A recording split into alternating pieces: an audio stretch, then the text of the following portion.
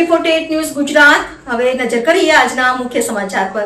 અરવલ્લી જિલ્લામાં ચાંદીપુરા વાયરસના સંભવિત સંક્રમણને રોકવા જિલ્લા આરોગ્ય વિભાગ એક્શન મોડમાં આવ્યું છે।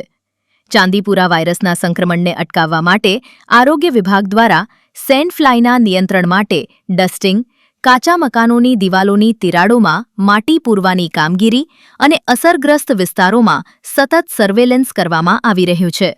સાથે જ આઈઈસી અને એસબીસીસી અભિયાન હેઠળ લોકોને રોગથી બચવાના ઉપાયો અંગે જાગૃત કરવામાં આવી રહ્યા છે। ચાંદીપુરા વાયરસ મગજને અસર કરતો ગંભીર રોગ છે, જે મુખ્યત્વે સેન્ડ ફ્લાયના કરડવાથી ફેલાય છે અને ખાસ કરીને 0 થી 14 વર્ષના બાળકો માટે વધુ જોખમી માનવામાં આવે છે। આરોગ્ય વિભાગે લોકોને ઘર અને આસપાસ સ્વચ્છતા જાળવવા, દિવાલોની તિરાડો પૂરવા તેમજ બાળકોને સંપૂર્ણ ઢંકાયેલા કપડાં પહેરાવવાની અપીલ કરી છે।